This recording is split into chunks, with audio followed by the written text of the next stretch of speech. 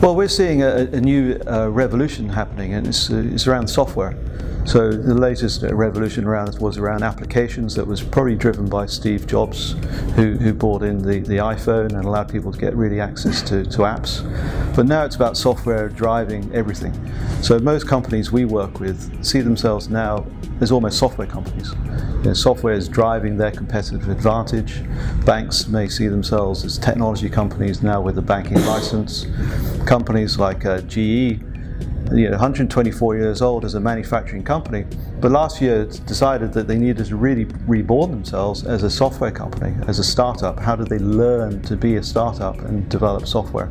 So it's an exciting time to be around as a software engineer. But at the heart of AI, it's about providing answers to the very complex scenarios that people have when they're developing software that runs a business.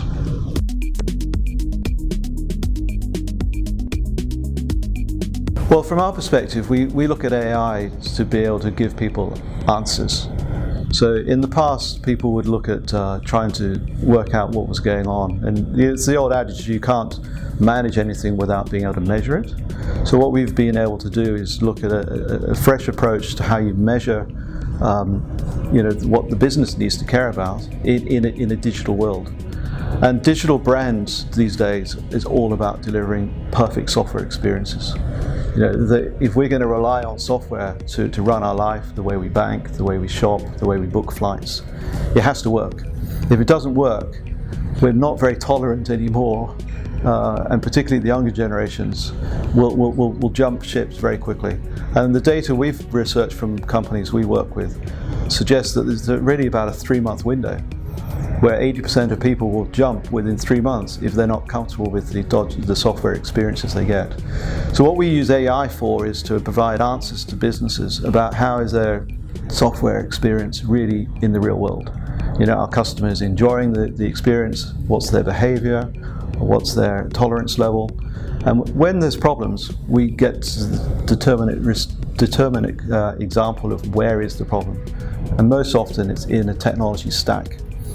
And the reason why AI is so critical is because that technology stack now is in the cloud, and something like 82 pieces of technology that might join up a mobile interface to a back-end database, and everything in between will have points of failure.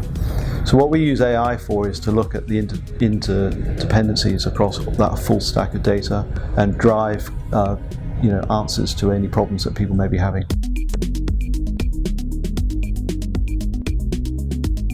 What we're focused on within AI is really answering the question that people have when they go into a digital world. They have to provide agility to their business around providing faster ways of developing their applications and deploying their applications to service the digital competitive advantage that they need.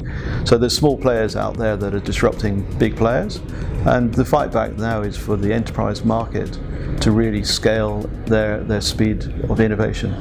The only way they can do that is by really bringing in 3 pieces of technology. The cloud, and the cloud is the platform of choice now for running very scalable enterprise-based applications. And the second area is to speed up the deployment by breaking down big applications into components, microservices they're called, and run them in containers.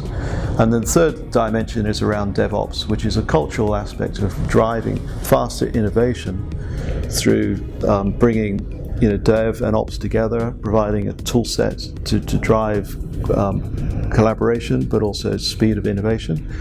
Across those 3 components, how you bring that all together and make it work is about managing those effective technologies and making sure that they are being used in the right way. And what we use AI for is to really bring all of those data points together and join the dots between the technologies that people are using, and again provide collaboration points using AI to provide the software intelligence of that whole platform.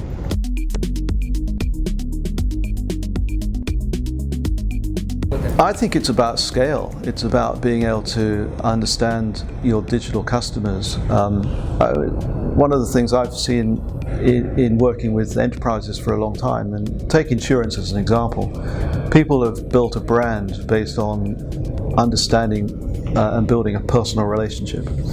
When you go into the digital world, that personal relationship is lost. And so how do people bring a personal relationship back in a digital world? Well, part of it's about providing software experiences that are excellent, but also part of it's about understanding each individual coming through to your digital platform as an individual.